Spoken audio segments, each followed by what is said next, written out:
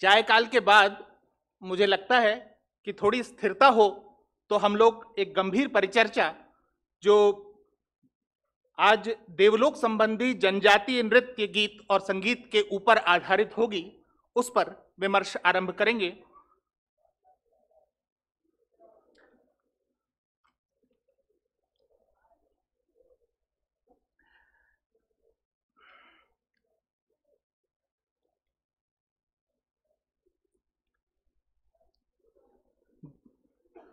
आज हमारे जो माननीय वक्ता हैं श्री विनय उपाध्याय जी, डॉक्टर मुन्नालाल रावत जी, श्री वसंत निर्गुणे जी, मेरा आग्रह है उनसे कि वे कृपया आएं और मंच पर अपना स्थान ग्रहण करें।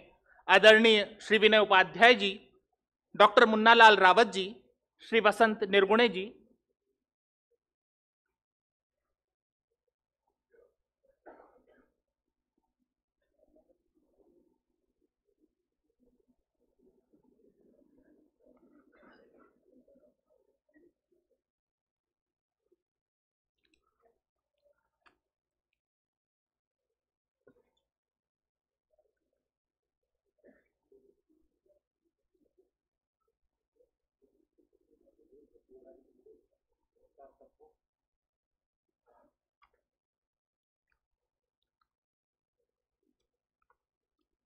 इससे पहले कि यह कार्यक्रम विधिवत आरंभ हो, मैं डॉक्टर अनीता धुर्वे जी से अनुरोध करता हूं कि वे माननीय अतिथियों का स्वागत करेंगी। मैं अनीता जी से अनुरोध करता हूं कि डॉक्टर विनय उपाध्याय जी का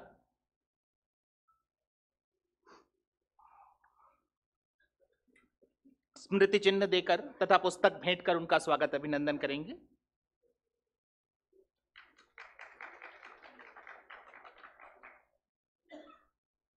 डॉक्टर अनीता जी से मेरा पुनः आग्रह है कि वे डॉक्टर मुन्नालाल रावत जी का पुस्तक तथा स्मृति चिन्ह भेंट कर स्वागत करेंगी।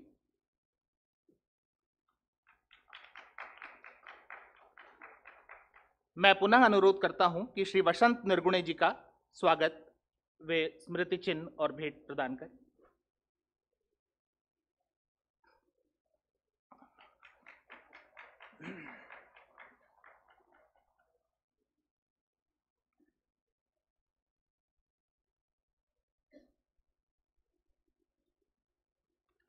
बहुत बहुत धन्यवाद अनीता जी। बात कहां से आरंभ की जाए?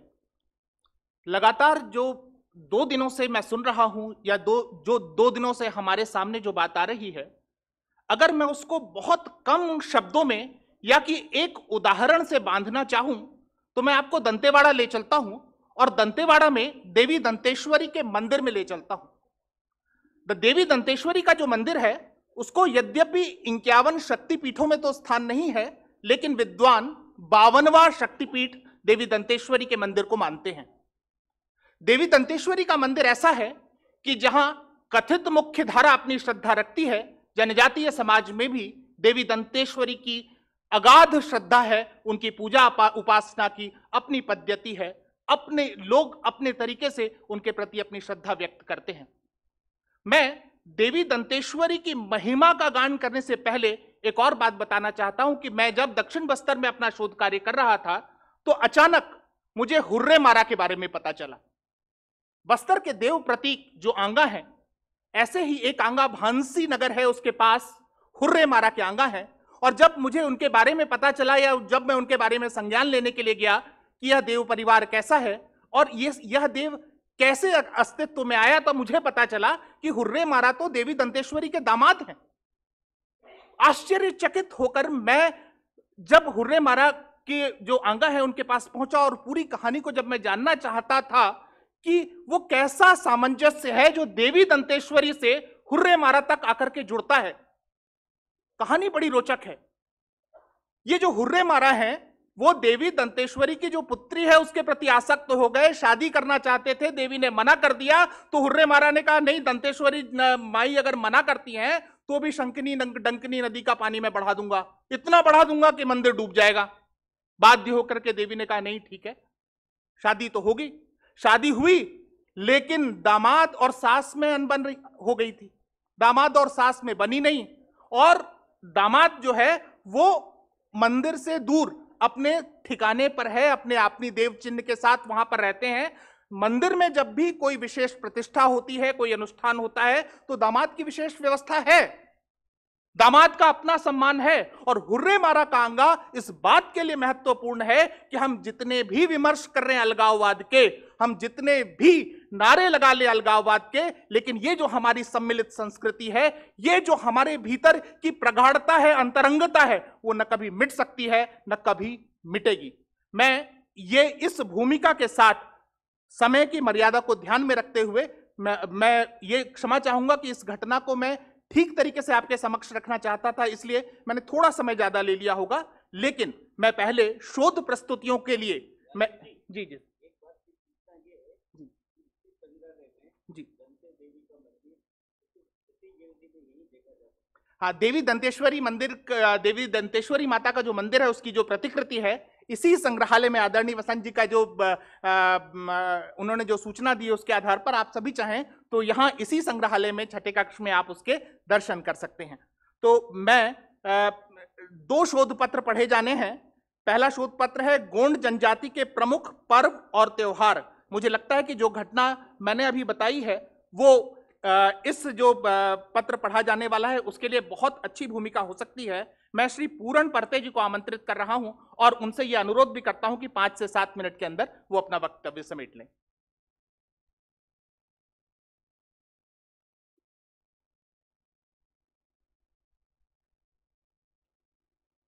सर्वप्रथम आप सभी को नमस्कार। और इसको गोंडी में बोलते हैं मिकुन सप्तुन सेवा सेवा।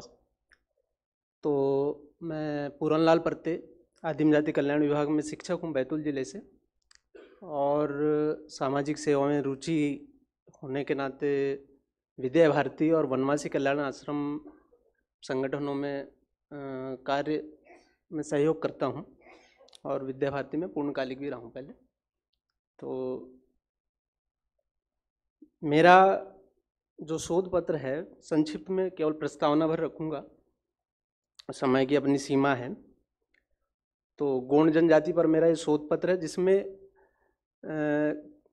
त्योहार में कैसे पूजा करते हैं, किन किन देवी देवताओं की पूजा करते हैं, और हिंदू धर्म सनातन जो संस्कृति है उसमें क्या इसमें समानता है या कुछ उसमें पूजा पद्धति में अंतर है, ये इसमें बताने का प्रयास किया गया शोध पत्र में। गोंड जनजाति के पर्व एवं त्यौहार हिंदू धर्म के अनुसार ही मनाए जाते हैं। गोंड जनजाति के पर्व एवं त्यौहार मनाने का अपना अलग ढंग है, जिसमें जनजाति के लोग पूरे उत्साह एवं उमंग के साथ मनाते हैं। सामूहिक या पारिवारिक त्योहारों में पूजन सामग्री वही लगती है जो सामान्यतः हिंदू धर्मावलंबी उपयोग में लाते हैं। अतः यह कहना निरर्थक है कि जनजाति समुदाय हिंदू नहीं है। प्रस्तुत शोध में वास्तविकता का प्रदर्शन किया गया है। जनजातियों के घर पारिवारिक धर्म कर्मकांडों में देवी देवताओं को उड़द के बड़े का नैवेद्य दिया जाता है, जिसका उल्लेख देवी पुराण में है। जनजाति समुदाय हनुमान जी, भगवान शंकर, माँ दुर्गा आदि 33 कोटि मतलब 33 करोड़ के देवी देवताओं का पूजन करते हैं। तो गोंड जनजाति में उसको 33 कुड़ी बोलते हैं। देवताओं का उपासक है। अंतर मात्र इतना है कि वह प्रकृति पूजक ज़्यादा दिखता है। जो गोंड जनजाति इसमें प्रकृति की पूजा उसमें ज़्यादा दिखाई देता है पूजन पाठ में। सभी त्योहारों में वह अपने पूर्वजों की पूजा आराधना करता है, परंतु पाश्चात्य विद्वानों ने जनजाति समुदाय को अलग करने का षड्यंत्र रचा। आज भी हम देखते हैं कि वनवासी क्षेत्रों में जो सामूहिक धार्मिक कर्मकांड होते हैं उसमें सभी जाति वर्ग के व्यक्ति भाग लेते हैं। कई जनजाति से भिन्न जाति वर्ग के परिवारों के धार्मिक कर्मकांड भी जनजाति वर्ग के भगत भूमिका संपन्न करता है। हमारे यहाँ क्या है, यादव परिवार कुछ ग्रामीण क्षेत्रों में रहते हैं, तो अगर समय पर पूजा पाठ के लिए पंडित जी उपलब्ध नहीं होते हैं तो वो जिसके पास देव रहता है, जो भगत के पास, उन्हीं से शंख फूंकवा लेते हैं। मतलब इतनी मतलब धार्मिक आस्था है। सभी धर्म एवं त्योहारों में गौड़ जनजाति के व्यक्ति मांस एवं शराब का उपयोग नहीं करते हैं। ऐसा जरूरी नहीं कि सभी त्योहारों में वो शराब अर्पित करें या बलि दें। कुछ परिवार ऐसे है जहाँ पर परिवारों में बलि नहीं चलती है, शराब का सेवन नहीं करते, तो वहाँ पर इसको देने की आवश्यकता नहीं है। जो जनजाति धार्मिक कांडों में अपने घर पर मांस एवं शराब का उपयोग नहीं करते हैं, ऐसे परिवार बलि के लिए जो सूकर की जगह क्या है, सूखा नारियल लेते हैं। और बकरे दोनों के लिए, बकरे की बलि के लिए और सूकर की, जो कि संभव नहीं होता कि हमेशा बलि दे सके, तो उसकी जगह नारियल का उपयोग कर लेते हैं। मुर्गे की बलि के स्थान पर खजूर का उपयोग करते हैं, खारीक का। प्रस्तुत शोध में ग्राम के सामूहिक त्यौहार हरदुलाला का मेला, बिदरी पूजन, अखाड़ी, गुरु पूर्णिमा, पोला, देव दशहरा, दीपावली, होली का संक्षिप्त वर्णन किया गया है। ये आपको सबको पढ़ने के लिए मिलेगा। परिवार में मनाए जाने वाले त्योहारों का वर्णन भी शोध में दिया गया है, जिससे यह ज्ञात होता है कि जनजाति समुदाय के पर्व एवं त्यौहार समाज के लिए उत्कृष्ट एवं प्रभावी हैं, जो हिंदू धर्म के अनुसार ही मनाए जाते हैं। यह त्यौहार जनजाति के लोग अपनी संस्कृति को पूर्व से ही अपने इष्ट देवताओं के साथ जोड़कर अपनाए हुए हैं। जनजाति समुदाय के धार्मिक पर्व एवं त्यौहार भारतीय संस्कृति को बनाए रखने में अपना महत्वपूर्ण भूमिका निभा रहे हैं। जिस उत्साह एवं उमंग के साथ जनजाति समुदाय त्यौहार मनाते हैं, वह पाश्चात्य संस्कृति में कहीं भी नहीं, यह केवल जनजाति समाज में ही देखने के लिए मिलता है। तो इसमें सामूहिक जो त्यौहार मनाते हैं, पहला तो चैती, मतलब ये नव वर्ष जब प्रारंभ होता है तो इसमें हरदुलाला का जतरा लगता है, तो इसमें सभी जाति वर्ग के गांव के जितने लोग हैं वो शामिल होते हैं। फिर बिदरी पूजा करते हैं। बिदरी पूजा का ये महत्व होता है कि उस समय से खेती के कार्य शुरू हो जाते हैं। बिदरी पूजा का जैसे बेगा इसमें बताया, और अपने भील समुदाय इधर जो मेरे को जो समझ में आया, अपने गोंड जनजाति, उसके उपजाति जो ठाटिया है, प्रधान, कोरकू जनजाति, और बाकी जो ग्राम देवी देवता एक जैसे हैं, कुल देवी देवता अलग अलग हो सकते हैं। जो भील में जो अभी शोध पत्र पढ़े गए तो उसमें मेरे को समझ में आया कि इधर गोंड जनजाति में जो पूजा प्रक्रिया जो सालई की लकड़ी शादी में लगता है, इसी प्रकार का गोंड जनजाति में।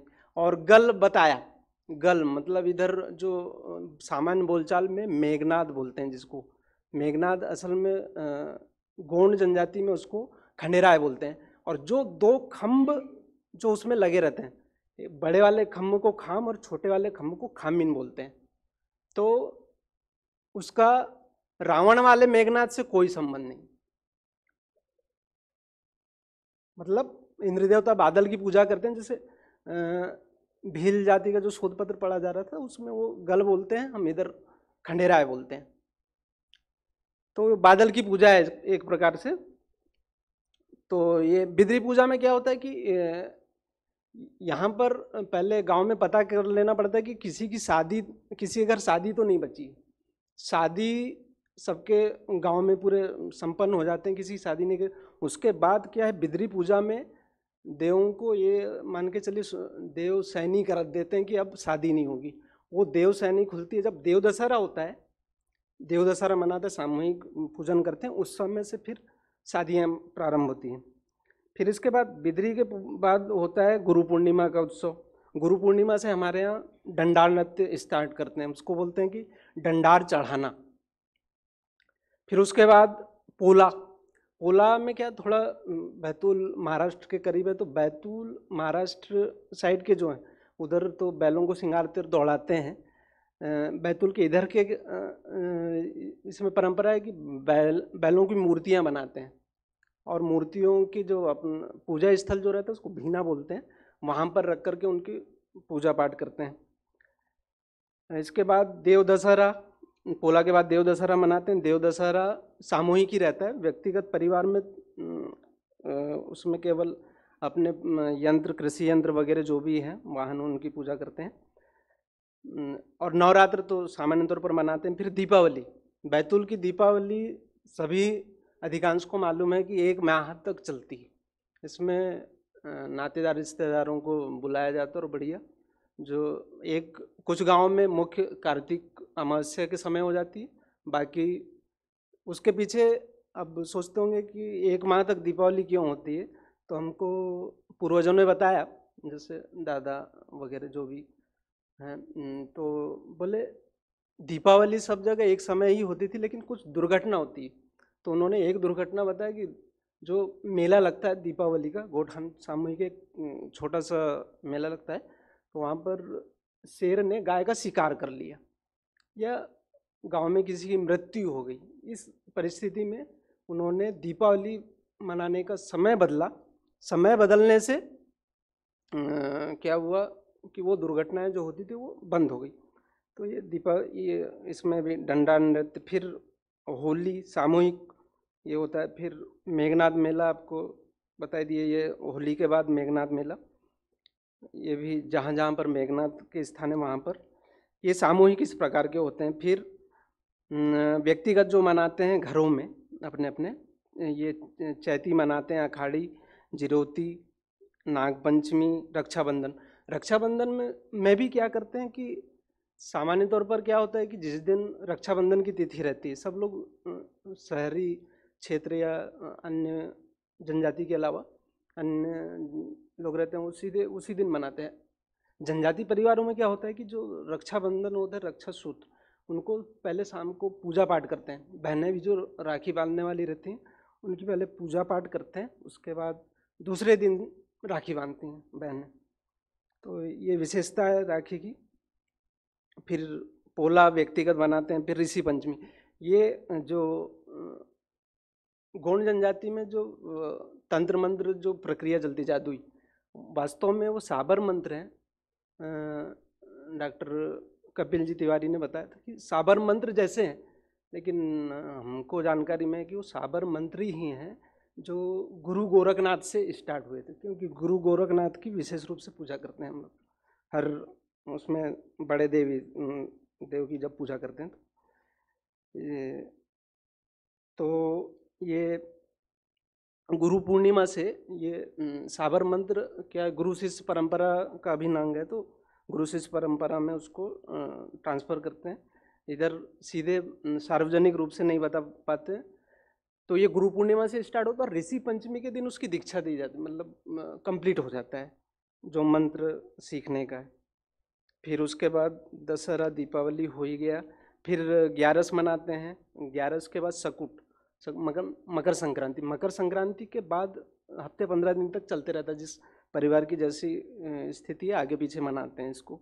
तो सकुट में खासतौर पर महिलाएं उसमें पूजा करती हैं, तो इसमें गणेश जी की पूजा करते हैं, इसमें तिल गुड़ के लड्डू वाला कार्यक्रम। फिर शिवरात्रि को पचपावली से स्टार्ट करते हैं, मतलब शिवरात्रि के 4-5 दिन पहले से पूजा चालू हो जाती है पचपावली की। फिर वो देव को ले जाते हैं, जो भी भगवान शंकर का स्थान हमारे इधर छोटा महादेव भोपाली बहुत प्रसिद्ध है, उसके अलावा छोटे छोटे और स्थान हैं। ये शिवरात्रि में वहाँ पर मेला वगैरह ले जाते हैं देवी देवताओं को।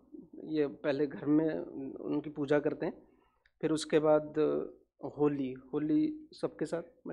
तो इसमें जो हिंदू सनातन जो तिथियाँ तय है उसी समय सब त्यौहार मना रहे हैं, सब उन्हीं देवी देवताओं की। बस पूजा प्रक्रिया में एक बात और कि पलाश के पत्ते का सबसे बड़ा महत्व है कि जो भी नैवेद्य अर्पित करते हैं तो पलाश के पत्ते पर ही उसको रख करके दिया जाता है।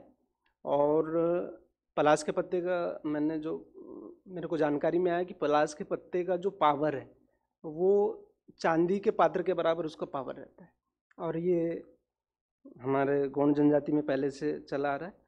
आप लोगों ने इतने समय बड़े ध्यान से सुना, उसके लिए आप सभी का धन्यवाद। नमस्कार।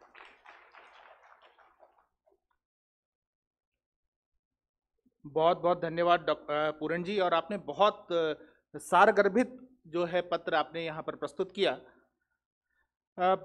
अगला जो पत्र है वो है बड़ा देव और शिव में साम्य। मैं छोटी सी भूमिका आपके समक्ष रखना चाहूंगा इसको लेकर, और ये बात है कोंडागांव की। कोंडागांव में काम करते हुए अचानक मुझे बताया गया कि यहाँ पर जो देवता है उनका नाम है डॉक्टर खान देवता। डॉक्टर खान देवता। मैंने इस पूरे जो इस देवता है इसको 3 टुकड़ों में बांटा, एक है डॉक्टर, एक है खान और एक है देवता। फिर जब मैंने पता किया तो आज जो कोरोना काल है उस काल में मुझे लगता है कि ये घटना, ये कहानी और देव परिवारों को समझने की जो हमारी प्रवृत्ति है उसमें शायद एक नया कोण मिले।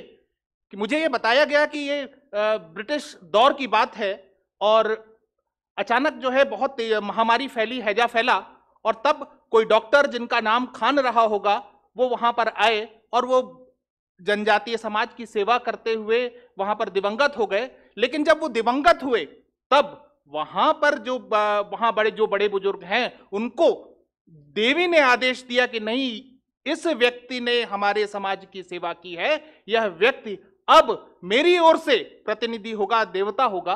और आज भी जब किसी भी तरह की महामारी उस क्षेत्र परिक्षेत्र में होती है तो डॉक्टर खान देवता, जिनकी बाकायदा एक प्रतिमा भी है, जिनकी पूजा अर्चना भी होती है, जिन पर अंडे भी चढ़ाए जाते हैं, जिन पर अगरबत्ती भी खोची जाती है, और इस तरीके से एक देवता, एक जो समर्पण, एक पूजा, एक प्रार्थना और एक समाज के लिए किया गया कार्य, समाज उसको कैसे लौटाता है, किस कृतज्ञता के साथ लौटाता है, ये हमारे जनजातीय समाज में जो हम आज देवताओं को समझने की कोशिश कर रहे हैं उसमें एक उदाहरण भी बन सकता है। इसी के साथ मैं श्री प्रवीण गुगनानी जी को आमंत्रित कर रहा हूं कि वे बड़ा देव और शिव में साम्य विषय पर अपना प्रपत्र प्रस्तुत करें।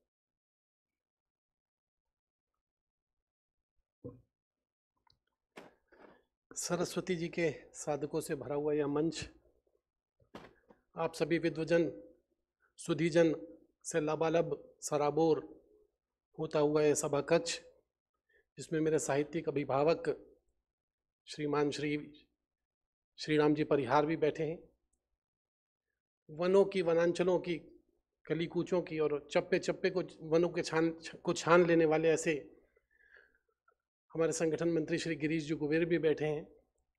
इन दोनों के सामने में शिव और बड़ा देव में साम्य को स्थापित करना मेरे लिए एक दुस्साहस भरा काम है, किंतु मंच का आदेश है, मैं इसको करूंगा। बड़ा देव और शिव में साम्य, इसको स्थापित करना ही बड़ा एक मुझे लगता है कि नकारात्मक सा काम है, लेकिन ये युग नकारात्मक है। हमें नकारात्मक शक्तियों का, हमें अदेव शक्तियों का सामना करना पड़ता है और उनके आक्रमणों के कारण हमको इस प्रकार के कार्य, इस प्रकार के अनुष्ठान करते रहने पड़ते हैं। उसी क्रम में आज भी पड़ रहा है, ऐसा कहना चाहिए। शिव के संदर्भ में कहा गया है, बड़ा देव के संदर्भ में कहा गया है, शिवम न जानामि कथम वदामि, शिवम च जानामि कथम वदामि। जो शिव को, बड़ा देव को नहीं जानता है वो शिव के बारे में कुछ भी नहीं कह सकता है, कहना भी नहीं चाहिए। लेकिन जो शिव जी को, बड़ा देव को, बड़ा पेन को, फड़ा पेन को जानता है, वो तो शिव जी के बारे में, बड़ा देव के सामने में के विषय में कुछ भी नहीं कह सकता, क्योंकि वो इतने अपरंपार हैं, इतने अपरिमित हैं, इतने असीमित हैं, इतने फैलाव वाले हैं, इतने विस्तृत हैं कि उनकी व्याख्या ही मुश्किल है। बड़ा देव के बारे में और भी कहा गया है, न शून्य रूपम न विशून्य रूपम, न वो शून्य है न वो शून्य है। बड़ा देव न शुद्ध रूपम न विशुद्ध रूपम, रूपम विरूपम न भवामी किचंती, स्वरूप रूपम परमार्थ तत्वम, जिसमें परमार्थ ही परमार्थ का तत्व हो वो बड़ा देव है। मैंने जैसे आपसे कहा कि एक नकारात्मक सा काम है, हमें अतिक्रमण किया गया, हमारी संस्कृति को, हमारे आदर्शों को, हमारी परंपराओं को अतिक्रमण करके यहाँ पे ला करके खड़ा किया गया कि महादेव बड़ा देव नहीं है, और जो बड़ा देव है वो भोला शंकर नहीं है, वो उमापति नहीं है। किस प्रकार से बड़ा देव और इनमें शिव जी में विभेद पैदा किया गया, वो हमारी संस्कृति का अतिक्रमण ही है। मुझे उसका प्रतिक्रमण करना है, एक नकारात्मक कार्य करना है। लेकिन मैंने जैसा पहले, प्रतिक्रमण एक गलत शब्द है, मैं उसको समाशोधन करना चाहूंगा कि मुझे उसका समाशोधन करना है। तो समाशोधन कैसे होगा? मैं आपको एक छोटी सी बात याद दिलाता हूं। शिव जी के गण से समय का संकेत हो चुका है, लेकिन मुझे 5-7 मिनट देने होंगे। जैसे शिव जी के गण थे भृंगी, बड़ा देव और प्रकृति की जो साम्यता है, बड़ा देव और प्रकृति का जो एकाकार होना है, वो अर्धनारीश्वर से अलग है क्या? शिव जी पार्वती जी का, उमापति का अर्धनारीश्वर होना और बड़ा देव का प्रकृति में मिल जाना। जब बड़ा देव अपने साधकों से नाराज होकर साज के वृक्ष पे जाकर के विराजमान हुए और उससे एकाकार हुए, तो एक संकेत था कि वो प्रकृति से एकाकार हो गए। वैसे ही जैसे भृंगी के कारण से शिव जी उमा से एकाकार हो गए और अर्धनारीश्वर का उन्होंने प्रतीक पा लिया था। हमारी वेदों की ऋचाओं से एक शब्द आता है, शिवो भूत्वा शिवम यजेत, शिव की पूजा शिव ही बन करके करो। मैं कहने का दुस्साहस इस मन से कर रहा हूं कि शिव की पूजा शिव को ही बन करके करने का कार्य जो वेदों में लिखा गया, जो अरण्यक समाज ने नहीं लिखा था, जैसे कहा जाता है कि नगरीय समाज ने लिखा, मैं इस मान्यता से सहमत नहीं हूं। जिसे अरण्यक समाज ने नहीं लिखा, जिसे नगरीय समाज ने लिखा, ऐसा कहा गया, उस संदर्भ में भी मेरा कहना यह है कि शिव की पूजा शिव बन करके नगरीय समाज नहीं करता। नगरीय समाज तो शिव की पूजा विष्णु बन करके करता है। किंतु हम यदि हमारे इस जनजातीय समाज की बात करें, वनवासी समाज की बात करें, अरण्यक समाज की बात करें, तो यह शिव की पूजा वस्तुतः शिवो भूत्वा शिवम जो यजेत का यदि कहीं तत्व आता है तो जनजातीय समाज में आता है। वो शिव की पूजा शिव ही बन करके करता है, वो विष्णु नहीं बनता। नगरीय समाज विष्णु बनता है। कुछ और भी प्रतीक हैं, जैसे नीलकंठ हम शिव जी को कहते हैं। नीलकंठ प्रतीक है गरल को पी जाने का, विष को पी जाने का। आज पूरे समाज के विष को कौन पीता है? वन पीते हैं, प्रकृति पीती है। प्रकृति क्या है? प्रकृति बड़ा देव का प्रतीक है। मैं अपनी बात को यहाँ पे कुछ और प्रतीक हैं, किंतु समय का अभाव है। मैं अपनी बात को यहाँ पर यूं समेटते हुए इस बात को समाप्त करूंगा कि बहुत से ऐसे प्रतीक हैं जिसमें बड़ा देव को महादेव से भिन्न करने का दुस्साहस करना ही नहीं चाहिए। लेकिन ये मैंने जैसे कहा कि विदेशी षड्यंत्रकारियों का परिणाम है, ये विदेशी आक्रांताओं का परिणाम है, ये विदेशी विचारकों का परिणाम है, ये विभाजनकारियों का परिणाम है कि उन्होंने हमारे बीच में विभेद के इस प्रकार के बीज बो दिए हैं। हम बड़ा देव में, हम महादेव में, हम उमापति में, हम भोले शंकर में किसी प्रकार का भेद करें तो मुझे लगता है कि हमारा यह प्रकृति के प्रति अपमान होगा। प्रकृति जो हमारी प्रकृति माता है, ये उसके प्रति अपमान होगा। हम इस अपमान से बचें। और जैसा कि एक वस्तु विनिमय होता है, एक शब्द विनिमय भी होता है मित्रों। नगरीय समाज अरण्यक समाज से बड़ा देव शब्द को ले ले और अरण्यक समाज नगरीय समाज के इस भोले शंकर उमापति शब्द को ले ले। इन दोनों शब्दों को एकाकार करके हम अपनी संस्कृति की विजय की ओर बढ़े, इस राष्ट्र की विजय की ओर बढ़े और जो विभाजनकारी शक्तियां इस प्रकार के विभेद के बीच बो रही हैं उनसे बचें। यही मेरा आग्रह है। मेरे शोध पत्र में और भी बहुत सारी बातें, लेकिन मैंने चूंकि समय संक्षेप में था तो मैंने उसको शोध पत्र का रूप ना देकर के थोड़ा सा एक भाषण जैसा स्वरूप देने का प्रयास किया। बहुत सारे तथ्य हैं, जैसा कि श्री मिश्र जी ने बताया, मुकेश जी मिश्र ने, कि बाद में ये सभी कुछ पढ़ने को मिलेगा। निश्चित तौर पर मुझे लगता है कि आप सभी को मेरा प्रयास पसंद आएगा। आपने आज यहाँ पर मुझे बोलने का अवसर दिया, आपने सभी एकाग्र होकर के सुना। मैं पूरे सभा कक्ष का धन्यवाद ज्ञापित करता हूँ। बहुत बहुत धन्यवाद प्रवीण जी, आपने बहुत अच्छी तरीके से इस विषय के साथ न्याय किया है। और अब हम देवलोक संबंधी जनजातीय नृत्य, गीत, संगीत विषय पर आगे बढ़ेंगे। दीपावली का समय था। मेरे एक मित्र जो छात्रावास में मेरे साथी भी रहे हैं, आदिवासी मित्र हैं, कश्यप साहब, वो कलेक्टर हो गए हैं। वो मेरे घर मिलने आए हुए थे, दिवाली की शुभकामनाएं देने आए हुए थे। अचानक जो है मांदर बज उठा बाहर और जनजातीय समाज के लोग जो है नृत्य गीत करने के लिए घर के बाहर आए और बहुत जबरदस्त तरीके से तिरहुड्डी की आवाज आ रही थी, मांदर का संगीत चल रहा था और हम इतने झूम गए कि कश्यप साहब भूल गए कि मैं आज किस पद पे हूं। वो बाहर निकले और उस गीत और उस संगीत की धुन में वो थिरकने लगे और थोड़ी देर के बाद ही वो समाज का हिस्सा बन गए, उस गीत और नृत्य मंडली का हिस्सा बन गए और देर तक नाचते रहे। ये उस गीत, संगीत, नृत्य की ताकत ही नहीं है, ये उस समाज का अपनी संस्कृति के साथ जुड़ाव भी है। मैं पहले वक्ता के रूप में श्री विनय उपाध्याय जी को आमंत्रित करने जा रहा हूं। वे 30 वर्षों से संस्कृति के क्षेत्र में सक्रिय हैं। वे भारत के जाने माने सांस्कृतिक पत्रकार हैं। उन्होंने 16 वर्षों तक दैनिक भास्कर, नई दुनिया जैसे समाचार पत्रों में पत्रकारिता की है। रंग संवाद जैसे प्रतिष्ठित पत्रिका का अभी भी वो संपादन कर रहे हैं और वर्तमान में वो रविंद्रनाथ टैगोर विश्वविद्यालय भोपाल में सांस्कृतिक अध्ययन विभाग में निदेशक हैं, जाने माने उद्घोषक भी हैं, और मैं अधिक समय न लेते हुए उन्हें यह मंच प्रदान करता हूं।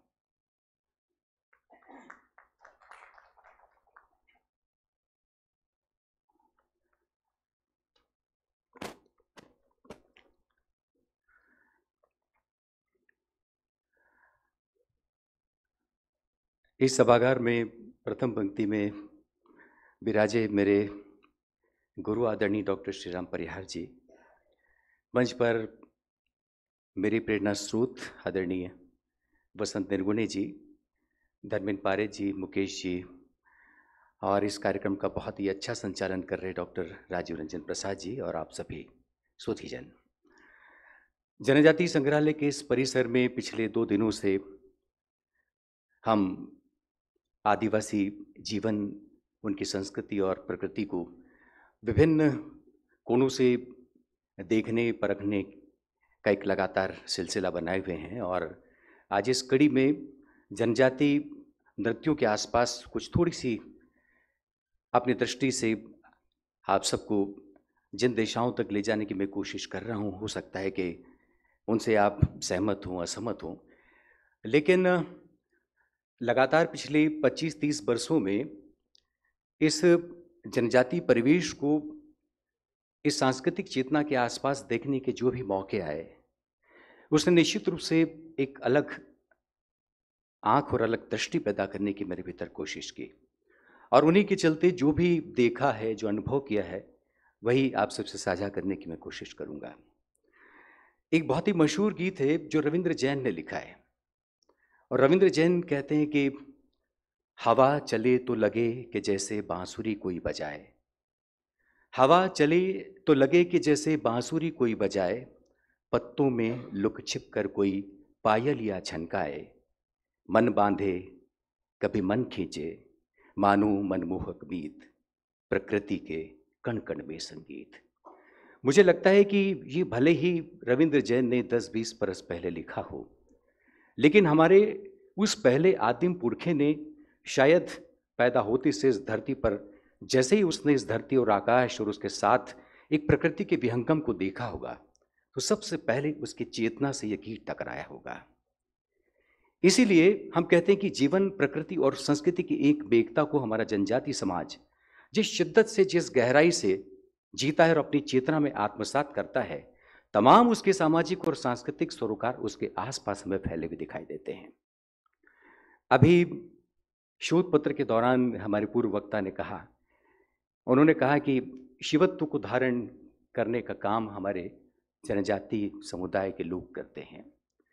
इसी सभागार में मुझे याद है कि अद्वैत वेदांत दर्शन के प्रणेता और भारतीय संस्कृति के महान उद्गाता आदि शंकराचार्य पर केंद्रित एक संगोष्ठी हुई थी, और उस संगोष्ठी में अद्वैत वेदांत दर्शन पर हमारे तमाम वक्ताओं ने अपनी बात कही थी, और उसी का एक आयाम सागर में एक और संगोष्ठी में मैंने देखा, जिसमें जनजातीय चेतना और अद्वैत वेदांत दर्शन की आपसदारी पर डॉक्टर कपिल तिवारी ने जो बीज वक्तव्य दिया था, उसमें उन्होंने ये प्रतिपादित किया था कि जिस अद्वैत वेदांत दर्शन को आदि शंकराचार्य ने हजारों बरस पहले जिसका उद्घोष किया था और जिस तरफ समूची मानवता को ले जाने की कोशिश की थी, हमारे आदिवासी समाज कण कण में अपनी प्रत्येक राग विराग और अनुराग में उसको जीता है।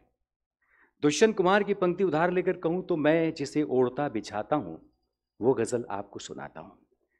हमारा पूरा आदिवासी समाज यही करता है। वो कहता है कि जिन पंच तत्वों से मेरा शरीर बना है, क्षिति जल पावक गगन समीरा, जो बाहर पंच तत्व हैं वो पंच तत्व मेरे भीतर भी प्रवहमान है। मैं इनसे अलग अपने अस्तित्व को नहीं देखता हूँ। इसीलिए जब वे नृत्य का अनुष्ठान इस मंच पर या अपने आंगन में या अपने खेत खलिहान में या उस पर्वत के उस पूरे फैले मैदान पर करते हैं, तो उनके जर्रे जर्रे से यही 5 तत्व बोलते हैं। इन्हीं 5 तत्वों की अभिव्यक्ति वो गीत, संगीत और अपनी नृत्य की तमाम लय गतियों के माध्यम से करता है। आप किसी भी नृत्य का उदाहरण देख कर देखिए। अभी जब संगोष्ठी शुरू हुई, उसके पहले इस पोर्टल पर जब हम एक नृत्य की छवि देख रहे थे, आदरणीय श्रीराम परिहार जी मुझे कह रहे थे कि देखो, उसमें कोई भी चीज आयातित नहीं है। जो प्रकृति से उन्होंने पाया उसी को अलंकार की तरह ग्रहण किया और उसी आनंदित आत्मा और देह की आनंदित लय ताल के साथ में जब उसके साथ अपना तादाद में स्थापित किया तो वो आदिवासी नृत्य बन गया।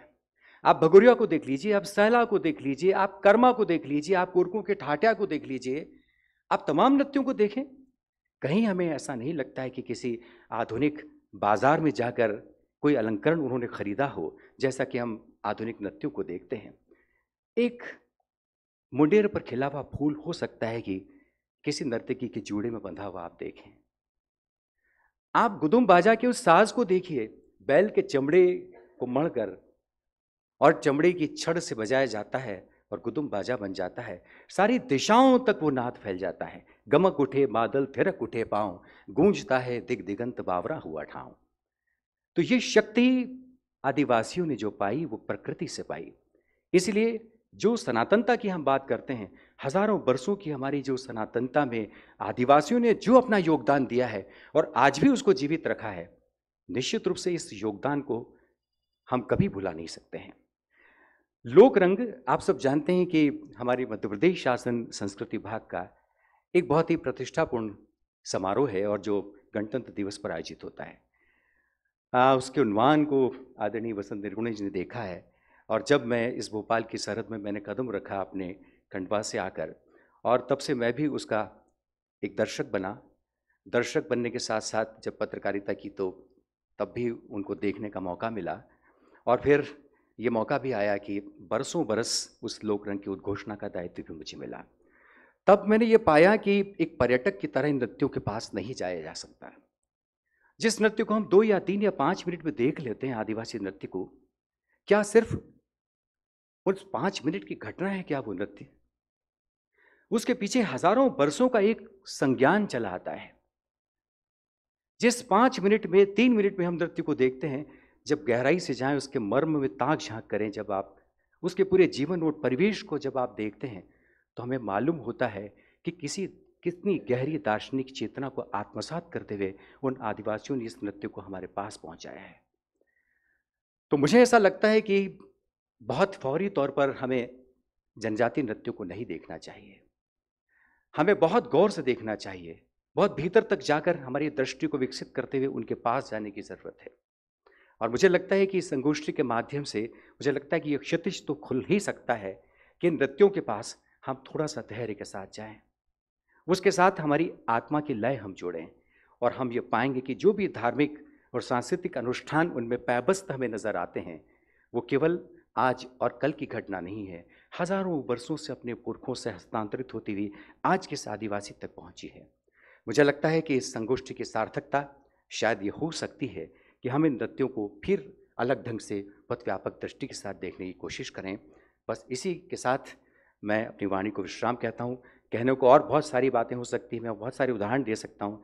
आदरणीय वसंत निर्गुणे जी विराजमान है, बैठे हैं, लेकिन मैं ये मान कर चलता हूँ कि तमाम आधुनिक विमर्श अगर हमें फिर से जाकर जड़ों तक लौट कर देखने की अगर हमें कभी ज़रूरत पड़े तो हमें इन आदिवासी नृत्यों के पास जाना होगा।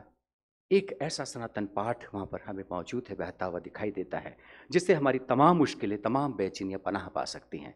बहुत बहुत शुक्रिया।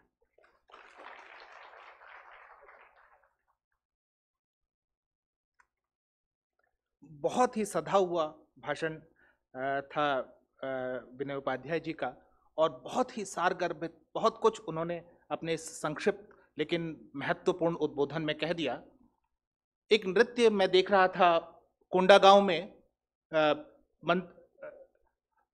मंदिर था भंगाराम का मंदिर केशकाल के पास, और जो छत्तीसगढ़ के मेरे मित्र हैं वो भंगाराम के, देवी भंगाराम के विषय में निश्चित रूप से जानते होंगे।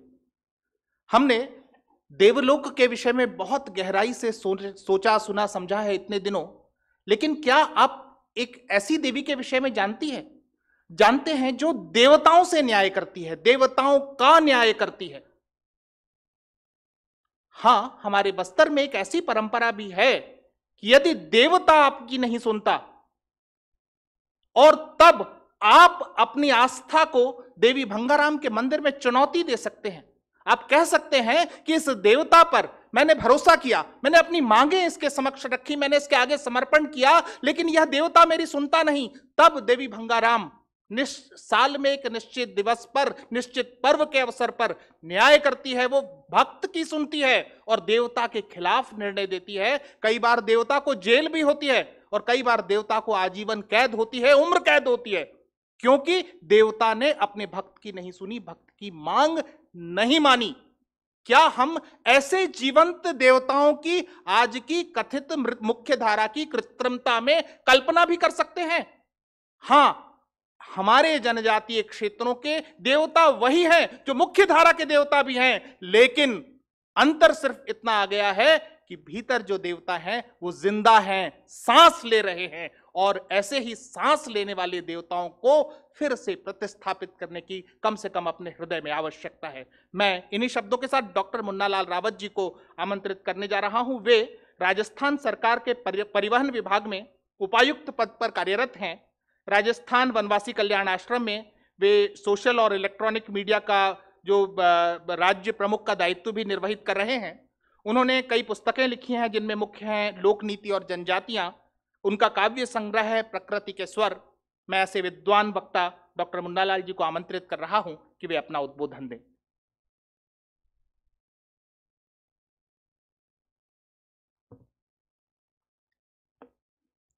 राष्ट्रीय संगोष्ठी के अवसर पर मंचासीन विद्वज्जन बसंत निर्गुणे साहब, विनय उपाध्याय साहब और उपस्थित सभी विद्वज्जन और संचालन कर रहे डॉक्टर राजीव रंजन जी, पिछले 2 दिन में निश्चित रूप से हम सभी देवलोक में हैं और देवलोक में भ्रमण करते हुए, क्योंकि जनजातीय समाज का एक सदस्य होने के नाते वे सारे बिंदु जो अभी तक चर्चा में आए हैं वो सारे याद आ गए, स्मरण में आ गए कि कहाँ कहाँ पिता ने शिक्षा दी, कहाँ कहाँ समाज ने मार्गदर्शन किया और कहाँ माँ ने ये कहा कि ये व्रत करना ठीक है या क्यों करना जरूरी है। कुछ विषय जो अभी तक रखे गए हैं बिना किसी भूमिका के आपके सामने में रखना चाहूँगा। मैं प्रतापगढ़ के क्षेत्र से हूँ, जिले से हूँ, राजस्थान के, और मेवाड़, वागड़ और मालवा अंचल का एक जंक्शन बनता है, उस त्रिवेणी कह सकते हैं संस्कृति का, उस त्रिवेणी पर ही निवास है। और एक छोटी धारा निकलती है वहाँ, करीब 70-80 किलोमीटर लंबा एरिया और करीब 50 किलोमीटर एरिया, जिसको मेवल कहते हैं। एक रफ एंड टफ एक बोली है स्थानीय मेवली, वो मदर टंग है। तो उस परिवेश में क्या क्या चीज़ें होती हैं मैं संक्षिप्त आपके सामने रखना चाह रहा हूँ। मेवाड़ की धरा से हैं तो निश्चित रूप से महाराणा प्रताप को याद करेंगे। प्रण है ये मेवाड़ का, जाने सकल संसार, जो दृढ़ रखे धर्म को ताही राखे करतार। मेवाड़ की जनजातियों का एक स्पष्ट मार्ग रहा है, जो धर्म की रक्षा पर चलता है सभी उसके साथ खड़े रहेंगे। महाराणा प्रताप के साथ भी इसीलिए खड़े रहे थे। वहाँ के गीतों में महाराणा प्रताप ही नहीं, एकलिंग बाबा हैं, एकलिंग नाथ हैं, भगवान शिव हैं। और जब भी कोई हुकर लगाने का गीत हो या कोई भी गीत हो, भगवान शिव एकदम सामने प्रकट होते हैं। राणा थारी आण रे, मैं माँ राख्या भीला पाल रे, आयो रे बैरियारो अब काल रे, मेवाड़ी राणा थारे पाछे वो भी भीला टोल रे। मेवाड़ी राणा तेरे पीछे राणा पूजा की टोल खड़ी है, फौज खड़ी है, चिंता करने की आवश्यकता नहीं है, क्योंकि जब आप धर्म के मार्ग पर चल पड़े हैं तो हम भी आपके साथ हैं, क्योंकि हम तो सदा ही भगवान एकलिंगनाथ की पूजक रहे हैं और इस धरा की रक्षा करेंगे। इसी क्रम में भगवान शिव के मनसावासा व्रत कथाओं का एक बहुत बड़ा क्रम चलता है। करीब करीब एक अनुमान के अनुसार 12 लाख परिवारों में मनसावासा व्रत कथाएं होती है। और डूंगरपुर बांसवाड़ा जो वागड़ क्षेत्र कहलाता है, वहाँ कलेक्टर की तरफ से स्थानीय अवकाश घोषित किया जाता है जब व्रत खुलते हैं। एक बड़ा पर्व भगवान शिव को समर्पित ये है जनजातियों का आस्था, गीत और लोक नाट्य से भरा हुआ संसार। जो उदयपुर है, उस जो कस्बा है, शहर है, उसके आसपास के क्षेत्र को गिरवा कहा जाता है, क्योंकि पहाड़ियों से घिरा हुआ एक एरिया है, इस कारण वो गिरवा कहलाता है। गिरवा के आसपास के जितने भी भील भाई हैं वहाँ गौरी नृत्य होता है, जो अंतर्राष्ट्रीय स्तर का एक लोक नाट्य है। गौरी कुछ और नहीं है बल्कि भगवान शिव और आदिशक्ति, जो स्थानीय स्तर पर गोरजिया माता के नाम से जानी जाती हैं, उनके आराधना में मोटे तौर पर उसमें 12 अलग अलग प्रसंग हैं। उन प्रसंगों में किरात अर्जुन की भी कथा है, उसमें उस प्रसंग में मुगल शासक और रणपूंजा का युद्ध है। बाकी सारे दूसरे जो सांसारिक और ऐतिहासिक प्रसंग है वे सारे हैं, लेकिन क्योंकि देवलोक का प्रसंग है और हम उसी संदर्भ में ये आयोजन कर रहे हैं, तो ये प्रसंग बहुत महत्वपूर्ण है। लगभग 1.25 महीने तक भीलों के परिवारों में से बालक निकलता है, क्योंकि उसमें जितने भी पात्र हैं वे सारे सारे महिला और पुरुष के पात्र हैं, परंतु उसमें जो भूमिका निर्वहन करते हैं वे सभी पुरुष करते हैं। जो महिलाएं बनते हैं वो भी वही होते हैं।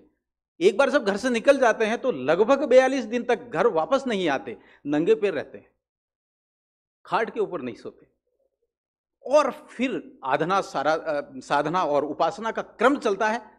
लोक नाट्य सुबह 10 बजे शुरू होगा और शाम को 6 बजे तक चलेगा। सब लोग देखेंगे, पूरे भारतीय संस्कृति का एक पूरा दिग्दर्शन दिखाई देगा। यह है जनजातियों का लोक नाट्य और संगीत। पूरा संगीतमय प्रस्तुतियां होती हैं और बाकी सारा जैसा एक नाटक का एक अपने सारे क्रम होते हैं वे सब कुछ होते हैं उत्कृष्ट दर्जे के, सारा पारंपरिक है, इसमें कहीं पर भी बीच में जोड़ा हुआ नहीं है। ऐसा कहा जाता है कि ये जैसा अभी कहा गया, हम कुछ भी पुराना नहीं, सब कुछ नया सनातन परंपरा है। उद्बोधन जब देखेंगे तो सब लोग बोलते हैं राम राम राम राम, तो पूरा हिंदुस्तान में चलता है, पूरा भारत में चलता है, लेकिन इस अंचल में दक्षिण राजस्थान में और मध्य प्रदेश का जो थावला और ये एरिया है, गुजरात का एरिया, उसमें जय गुरु बोलेंगे। अब जय गुरु को आगे जब पूरा करते हैं तो जय गुरु महाराज बोलेंगे। जय गुरु महाराज तो मानगढ़ धाम के गोविंद गिरी जी महाराज हुए, भगत पंत हुए, उनमें आता है। लेकिन लसूड़िया धाम, क्योंकि धामधूनी परंपरा रही है, गांव गांव में धामधूनी रही, जितने शिखर हैं, क्योंकि अरावली का एरिया है, जितने शिखर हैं हर एक शिखर पर एक प्राचीन शिव स्थान है, शिव मंदिर है, तो वहीं से सब कुछ निकलता है। धामधूनी परंपरा भी वहीं से निकली है, जय गुरु महाराज बोला जाता है। और लसूड़िया धाम की जो परंपरा है उसमें जय सीताराम बोला जाता है, सभी लोग बोलते हैं। और जब वापस सामने वाला जब जवाब देता है तो बोलेगा कि महाराज जय सीताराम महाराज, वो महाराज लगाएंगे, और पहली बार जो बोलते हैं वो जय सीताराम बोलते हैं।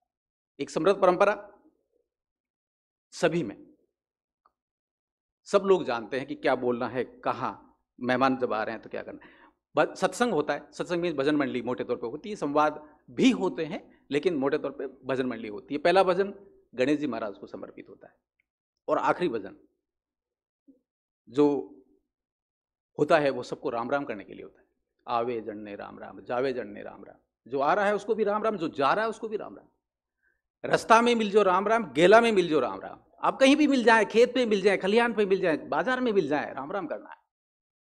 और फिर भजन मंडली खत्म होती है। लेकिन इस बीच में श्रीमद् भगवद गीता का कर्मवाद आता है और एक भजन आता है, बहुत सुंदर पंक्तियां हैं, शब्द हैं, कर्मानी रेखा न्यारी न्यारी, कर्मों की रेखा ही न्यारी न्यारी, जैसा आप कर्म करेंगे वैसा ही आपको फल मिलेगा। भाई रे मत दी जो मायड़ली ने दो से, कर्मानी रेखा न्यारी न्यारी। मां को दोष देने की जरूरत नहीं है, जैसा आप कर्म करेंगे वैसा मिलेगा। भजन मंडली आगे एकदम रोंगटे खड़े करने वाला माहौल, और वो भाव जो हम सनातनी भाव कहते हैं वो बहता है सभी में। वहां भक्त ही करते हैं ऐसा नहीं है, जो शाकाहारी हैं वे ही भजन मंडली करते हैं ऐसा नहीं है।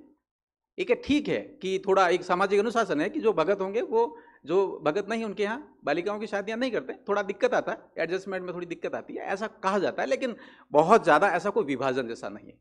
पूरा क्षेत्र, पूरा समाज, यहाँ तक कि सिर्फ जनजातीय समाज के लोग करें ऐसा भी नहीं है, सब लोग उसमें उपस्थित रहते हैं। मोटे तौर पे इस तरह की जो परंपरा हैं वो हैं, गीत हैं, नाट्य हैं। और सबसे बड़ा गीत संभवतः जो 1913 में मानगढ़ धाम पर गाया गया था, मानगढ़ धाम पर 1560 के लगभग जनजाति समाज के या क्षेत्र के जो भी वहाँ क्रांतिवीर थे वो सारे शहीद हुए, अंग्रेजों की गोलियां चलाई। अहिंसक आंदोलन पर, सत्संग पर, धामधूनी परंपरा पर, सनातनी परंपरा पर अंग्रेजों ने इसलिए गोलियां चलाई। संभवतः उनका ईसाई मिस्त्री का काम नहीं हो रहा था, शराब बिक्री का काम रुका हुआ था, क्योंकि सत्संग जब चलता है, भगत पंथ जब चलता है तो निश्चित रूप से सदाचार की तरफ जाते, खराब चीज़ उसको छोड़ा जाता है, छुड़ाता कोई नहीं है, लेकिन पूरा एक उसमें चला। गोविंद गिरी जी महाराज ने नेतृत्व किया था और जो गीत गाया था और जो गीत था वो धामधूनी परंपरा भगवान शिव को समर्पित था, मगरा बाबा के नाम से समर्पित था। मगरा बाबा कोई और नहीं, महादेव हैं। और जो शब्द थे वो इस तरह से, बुरेटिया ने मानो रे ने मानो, बुरेटिया में इस बुरे कलर रंग वाले इंसान अंग्रेज, मैं तुझे नहीं मारने वाला हूँ। और आगे जाके जब ये गीत आगे बढ़ता है तो क्रमशः आता है, मेरा दीपक कहाँ है, मेरी जाजम कहाँ है, मेरा चोपड़ा यानी कि मेरी नैतिकता, मेरा भगत पंथ कहाँ लिखा हुआ पड़ा है, अलग अलग स्थानों के, कभी अहमदाबाद, कभी दाहोद, कभी दिल्ली। मेरी गादी कहाँ है, मेरी कलम कहाँ है, मेरी कलम दिल्ली है। और मेरा देश कौन सा, मेरी फौजें कहाँ है, मेरी फौज जो है वो जाम्बूखंड में। जाम्बूखंड जब यज्ञ परंपरा होती है तो हम जाम्बूखंड की बात करते हैं, ये हिंदुस्तान ही जाम्बूखंड। हमारा जन जन जितना भी है वो सारा सैनिक है। ऐसा करके आह्वान और एक जनजाति के अंदर एक नैसर्गिक जो राष्ट्रवाद की भावना है उसको जागृत कर, कुछ बिंदु, कुछ बातें अथा है, जब चीज़ें निकलती हैं, चर्चा होती हैं तो जगह जगह पे आते हैं। और हर बार कहीं पर भी ये मुझे नहीं लगा कि ये प्रश्न भी कोई है कि सनातन भी कोई एक शब्द है और हिंदू भी कोई शब्द है, या कि आदिवासी कोई शब्द है, और मेरा किसी एक से ताना बाना नहीं है, ऐसा मुझे कभी नहीं लगा। क्योंकि हम सब मिलकर इस हिंदुस्तान की रचना करते हैं, संस्कृति की रचना करते हैं, उसी में बहते हैं। कबीर जी महाराज भी वहाँ हैं, श्री हरि भी हैं, भगवान शिव और आदिशक्ति तो सदा ही हैं। बीच में एक छोटा सा एक दोहा है जो भजनों में गाया जाता है।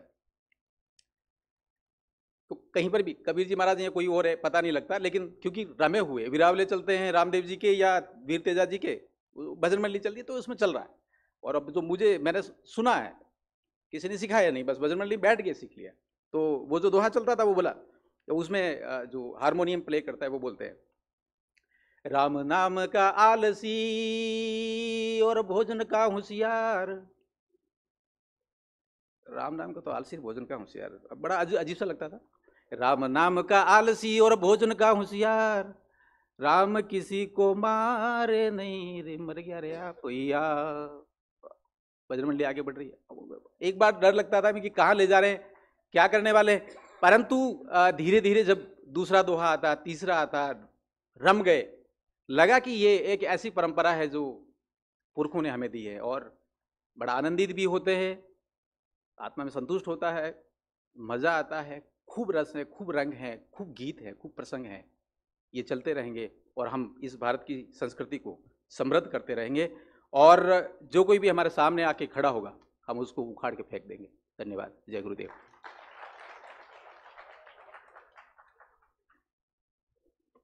बहुत बहुत धन्यवाद सर, और बहुत संदेशपूर्ण रहा आपका उद्बोधन। एक अबूझ माड़िया कविता है, और इस कविता में आप देखें कि आधुनिक समय के जितने भी बिंब हैं वो कैसे फीके पड़ जाते हैं। छोटी सी कविता है कि एक भूखे का प्रश्न कहां उड़े बाज।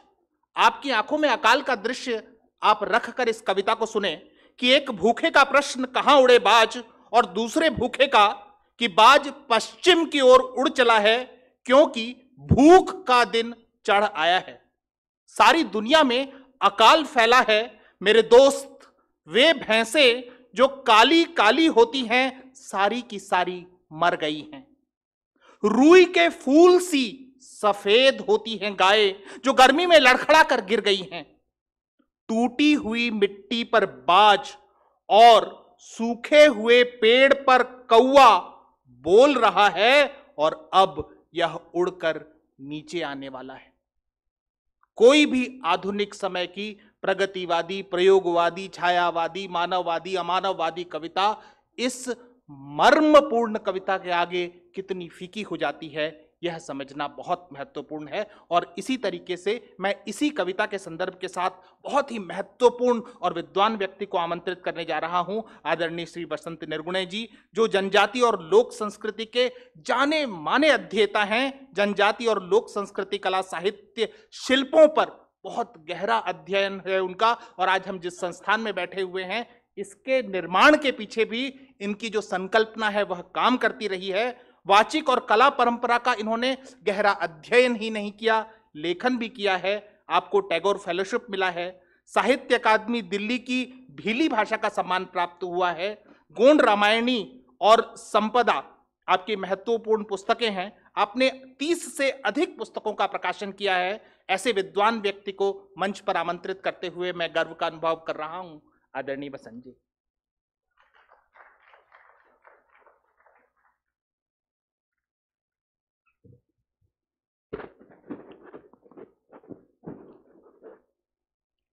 मित्रों, मंच पे आसीन भाई विनय उपाध्याय, राजीव रंजन जी और धन्नालाल जी, यहाँ मेरे सामने बैठे हुए आदरणीय परिहार जी, अशोक मिश्र जी और शायद सुमेर सिंह जी सांसद अगर बैठे हों तो उनको प्रणाम करते हुए मैं सभी मित्रों का असल में एक बात का मैं लोभ संवरण नहीं कर पा रहा हूं कि देश के इतने जनजाति अध्येता मेरे सामने हैं।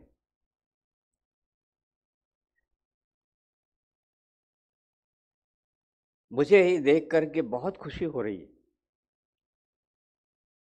कि क्योंकि आप लोग तो स्वयं उस परंपरा की चेतना है जहां से परंपरा आई है, उस चेतना के हिस्से हैं।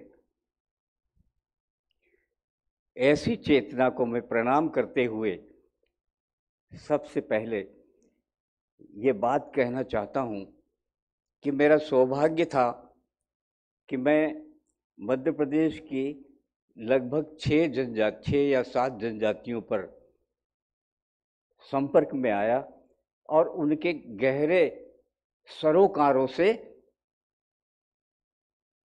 वाकिफ हुआ। संस्कृति के जितने गहरे सब उनके सरोकार थे, उनके भीतर बैठ करके मैंने कुछ जानने की कोशिश की। बहुत कुछ तो नहीं जान पाया, लेकिन बहुत थोड़ा सा मैं उनकी संस्कृति से और उनकी जीवन शैलियों से और उनकी ज्ञान परंपरा से, उनकी कला परंपरा से मुझे जो कुछ भी थोड़ा बहुत मिला, मैं वो आपके सामने शेयर करना चाहता हूं। मुझे क्षमा करेंगे क्योंकि आप तो परंपरा के साक्षी हैं। हो सकता है मुझसे किसी तरह की कोई बात या कोई ऐसी धारणा जो मेरे समक्ष कभी आई नहीं और वो आप जानते हैं, तो मैं ये मानता हूं कि आप मुझसे ज़्यादा सर्वज्ञ हैं और मैं तो बहुत छोटा सा एक अध्येता हूं और जीवन भर विद्यार्थी रहना चाहता हूं।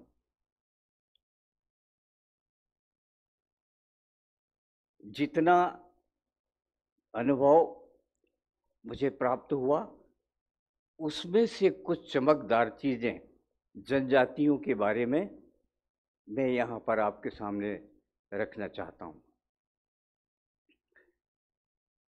आचार्य वासुदेव शरण अग्रवाल हमारी संस्कृति के बहुत बड़े अध्येता हो गए। उन्होंने कहा है कि वैदिक कविता सृष्टि की भाषा है।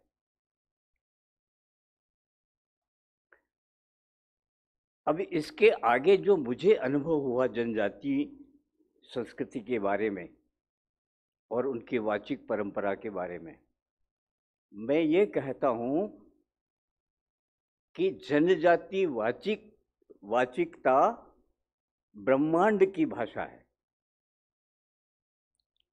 इसको समझने की कोशिश कीजिए। मैं ये कह रहा हूं कि जो प्रथम मनुष्य इस पृथ्वी पर आया, उसने प्रकृति के रहस्यों को जानने के लिए जो प्रथम अनुभव की है वही अनुभव ब्रह्मांड को जानने की पूरी कोशिश की गई। यह धरती कैसे बनी, ये सूर्य कैसे आया, ये चंद्रमा कैसे आया, ये समुद्र कैसे बने, ये बीज कैसे बने, क्या इस पर हम एक दो मत हो सकता है कि पहले आदमी ने इन सबको पहचाना होगा और आप उसके उत्तराधिकारी हैं और वो परंपरा आज तक चली आई हुई है। यदि विश्व में आप देखें अभी इस समय वर्तमान विश्व में तो दो ही संस्कृतियां मुझे दिखाई देती है, और जो कुछ भी दृष्टि मुझे प्राप्त हुई है वो जनजातियों के विचार, उनकी अवधारणा, उनसे मुझे बहुत कुछ सीखने को मिला। तो दो ही संस्कृतियों का इस संसार में दाय है अभी, एक है आदिम संस्कृति और दूसरी है लोक संस्कृति।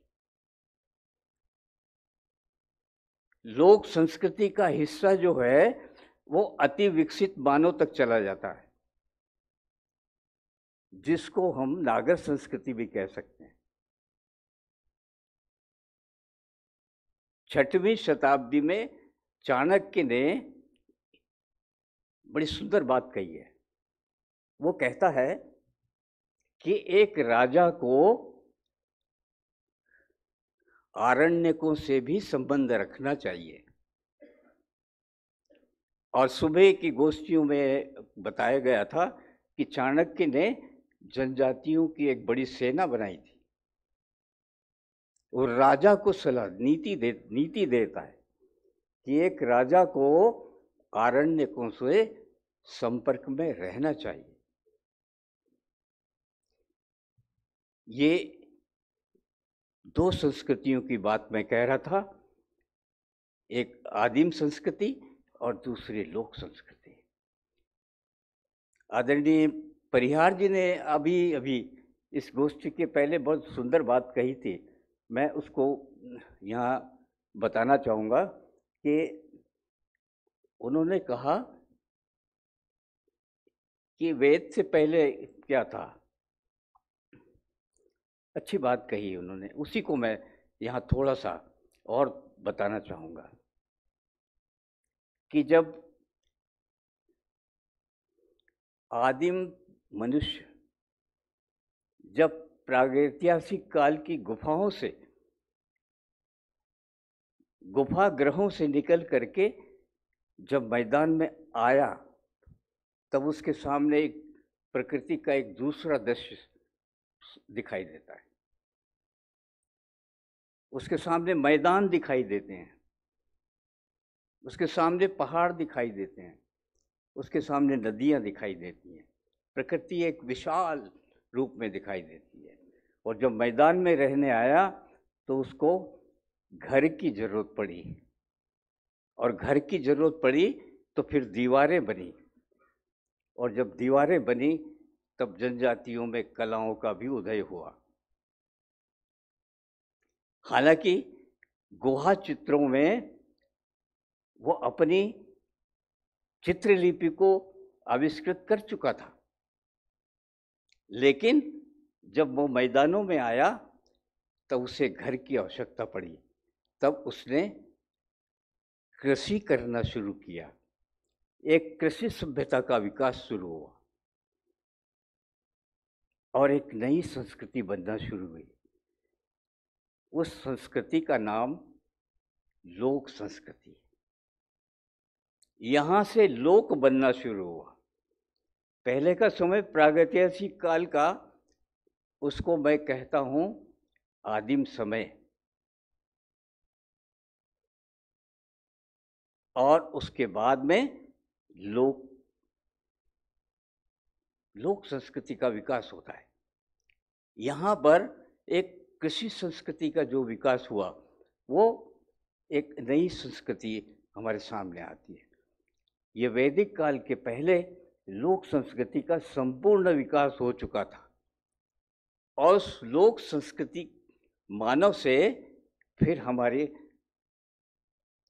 वैदिक संस्कृति का सूत्रपात होता है। तब हमारे ऋषि पैदा होते हैं। तब देखिए, जनजातियों को आदिम समय में, मैं वाचिकता की बात कर रहा हूं, किसी लिपि की आवश्यकता नहीं थी। उन्होंने चित्रलिपि तो बना ली थी, उससे आगे उन्होंने भाषा का भी आविष्कार कर लिया था, बोली भाषा का आविष्कार कर लिया था, लेकिन उनको लिपि की आवश्यकता नहीं थी। मैं प्रश्न पूछता हूं आप सभा से कि जो लोग भाषा का निर्माण कर सकते थे, क्या लिपियां नहीं बना सकते थे? आज भी इस संसार में जनजातियों के पास बहुत कम लिपियां हैं। उनको लिपि की आवश्यकता नहीं थी, वो वाचिक परंपरा में रहना चाहते थे। और वाचिक परंपरा को ठीक से समझने की जरूरत है। कपिल जी ने अपने बीज वक्तव्य में वाचिकता को बहुत सुंदर ढंग से, सूत्रात्मक रूप से बात कही है, उसको समझने की जरूरत है। वाचिक परंपरा में मैं लिपि मानता हूं स्मृति को। सारा चीज स्मृति पर निर्भर है और उसके बाद में श्रुति आती है। स्मृति के बाद में श्रुति आती है। हम एक दूसरे से बात करके कहते हैं कि वहाँ ऐसा है, इस कथा में ये है, इस गीत में ये है, वो श्रुति का हिस्सा है। तो मैं मानता हूँ कि तब जो है जनजातियों के पास स्मृति ही लिपि थी, लेकिन जब वैदिक समय आया तब लिपि का आविष्कार हो जाता है। लिपि बन जाती है देवनागरी लिपि, जिसमें वेद रचे गए, जिसमें वेद लिखे गए। लिखित परंपरा शुरू होती है वेद के समय। उसके पहले पूरा लोक था, पूरा विकसित हो चुका था।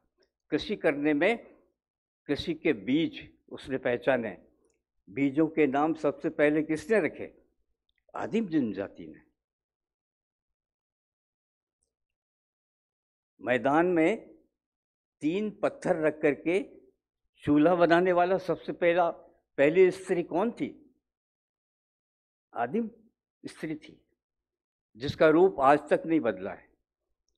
जो मिट्टी का तवा रख करके पहली बार 3 पत्थरों पर आग जला के, या जब आखेट युग में जब मनुष्य ने जंगल से पत्थर से घिस के आग पैदा की और डाली को जलाते हुए वो स्त्री के पास आया होगा, तो सबसे पहले चूल्हे की कल्पना किसी स्त्री के पास ही आई होगी।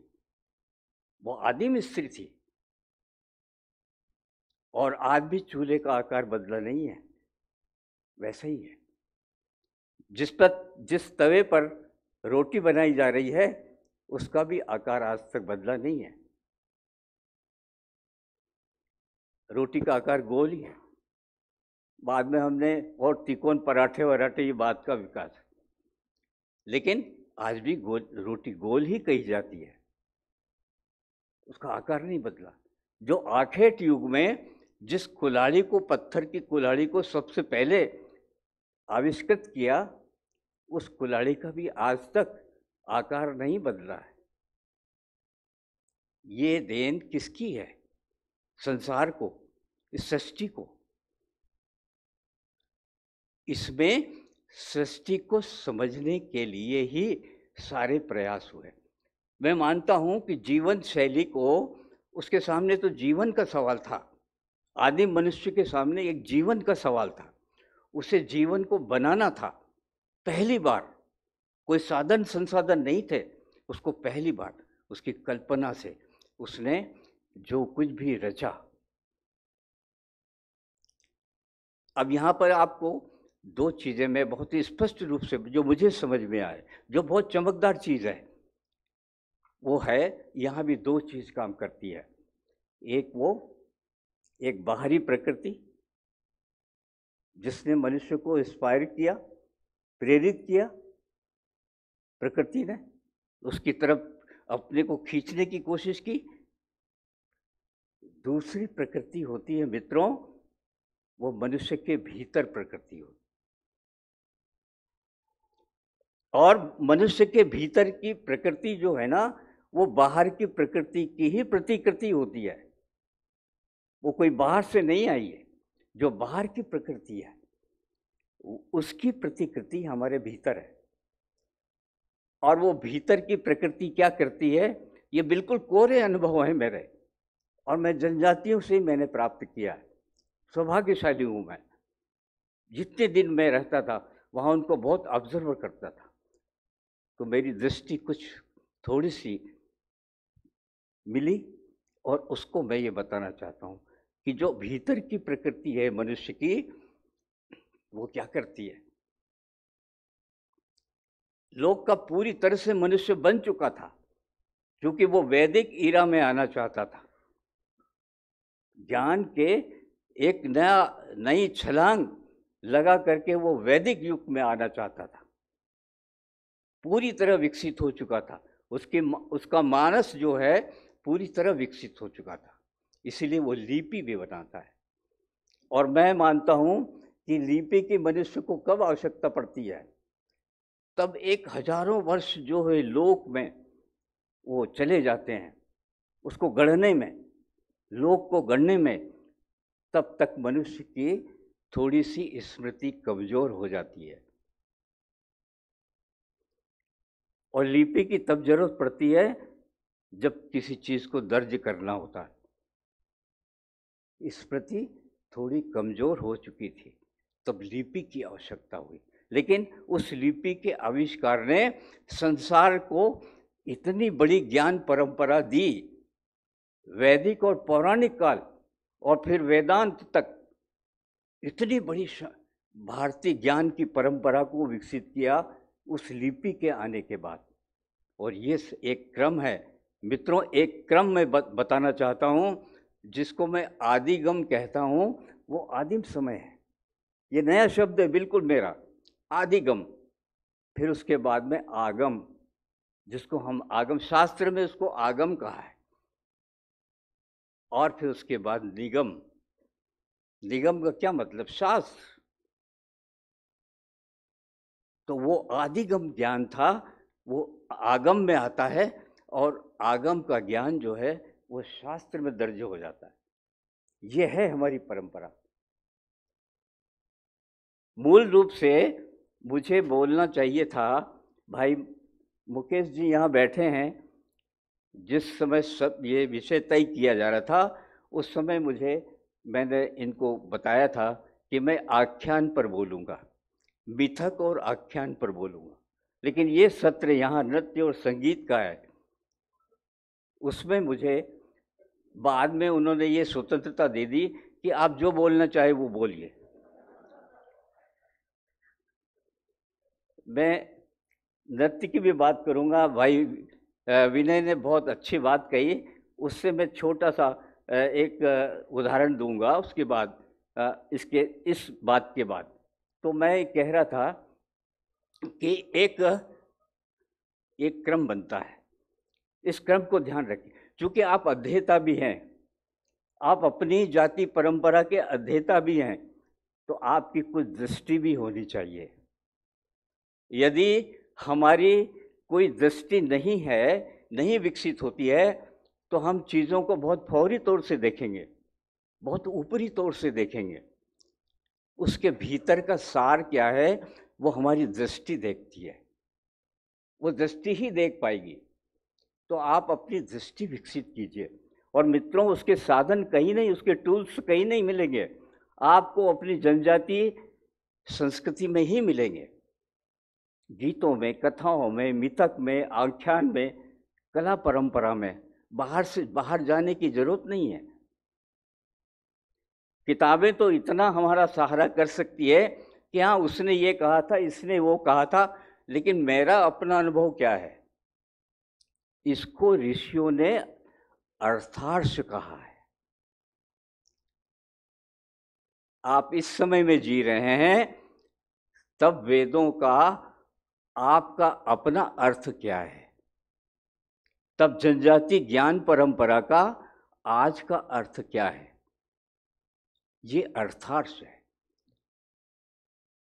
एक होता है आर्ष परंपरा का ज्ञान, जिसको हम आंख मीच करके सब स्वीकार करते हैं। ऋषियों ने जो कहा सत्यमेव जयते, उन्होंने कहा, हमने मान लिया आंख मीच करके, क्योंकि हम पुराने पीढ़ियों के वो अनुभव का सार है, उसको हम मानते हैं, सम्मान करते हैं, हमारे जीवन में उतारने की कोशिश भी करते हैं। लेकिन आज का सत्य कुछ अलग भी हो सकता है।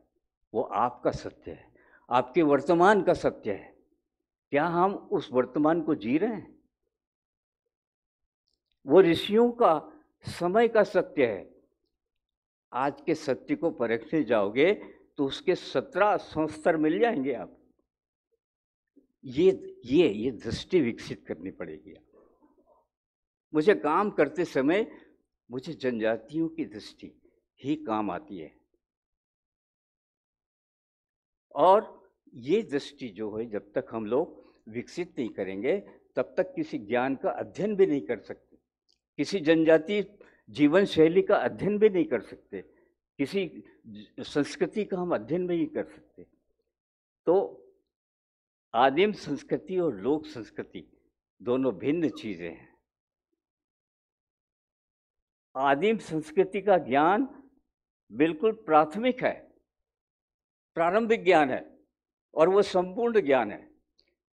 उस समय को मैं मानता हूं कि उस समय जनजातियों ने लंबे लंबे आख्यान नहीं लिखे या नहीं गाए, उन्होंने कथा लिखी,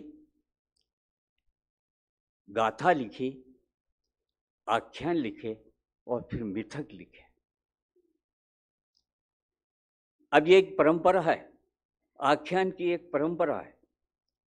सबसे पहले जनजातियों ने वहाँ पर आख्यान इतने लंबे नहीं, एक आख्यान मुझे बस्तर में मिलता है जो लंबा है, बहुत लंबा है, और उसके बाद में गोंड परंपरा में कुछ वो लंबे आख्यान मुझे मिलते हैं। बस्तर में एक लिंगो गाथा गाई जाती है। यहाँ बस्तर के लोग अगर आए हों तो उन्होंने नाम सुना ही होगा, और गोंड लोगों में भी अगर उनकी परंपराओं को देखें तो वहाँ लिंगों का जिक्र आता है। लिंगों की लंबी गाथा है,